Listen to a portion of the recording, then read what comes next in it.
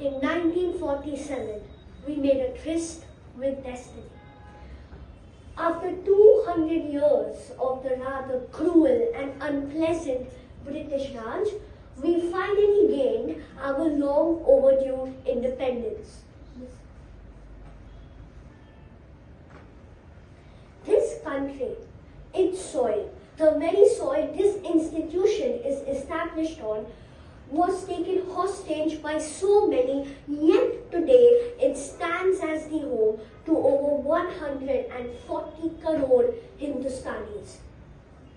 For some, our Bharat might be their mother, and for some, it is a cultural paradise. In just 75 years of our independence, we have become the 5th largest economy in the world and are on course to become the 3rd largest by 2025 itself. When we gained our independence, we started from nothing, from scratch. But today, superpower nations such as the USA and more are trying to copy our very own UPI payment system. Isn't that a proud thing as an Indian? Yes. Unity in diversity. That's our country's slogan.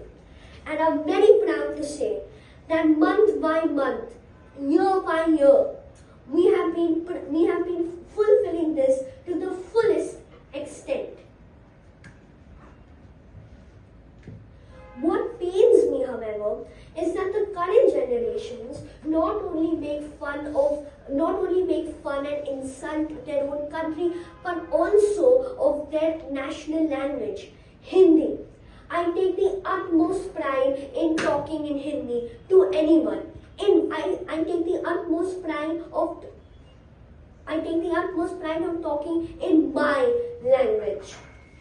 We have also created history in the form of our space agency, ISRO, the Indian Space and Research Organization.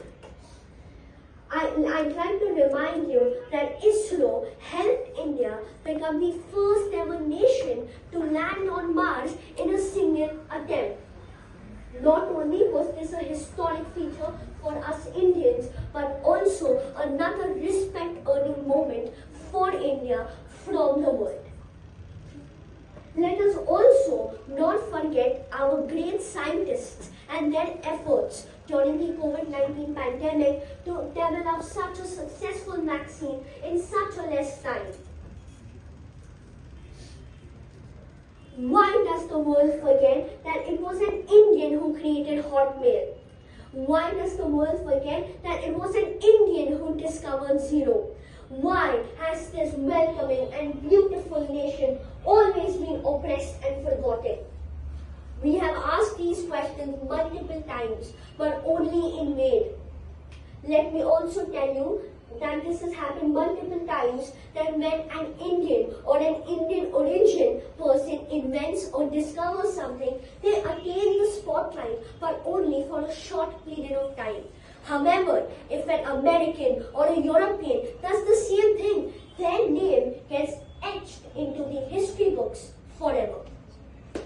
If there are two things that are equal to religion in India, they are cricket and sports.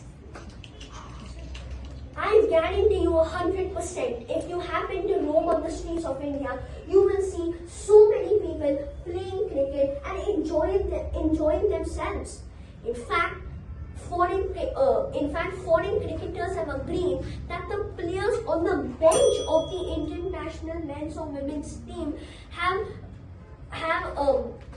are more talented and deserving than the players actually playing for other nations' teams. Films have always resonated with the audience. May it be elementary romance or hardcore action, Indian cinema or Bollywood would never die down. The feel, the grace, the love is yearly a cornerstone of Indian culture. Speaking of women, India has become a less sexist nation as well. In fact, the women inequality rates have died down by miles and miles. Journalists before acclaimed India India as an unsafe place for women, but I'm proud to say that the tables have turned. People ask me, why am I such a patriot? Why do I love my nation so much? Well, my answer is simple. Any person in their right mind would stand up for their family. My family just happens to be a little big. My family just happens to have 140 crore people. My family was, is, and will always be India. Thank you and Jai Hind.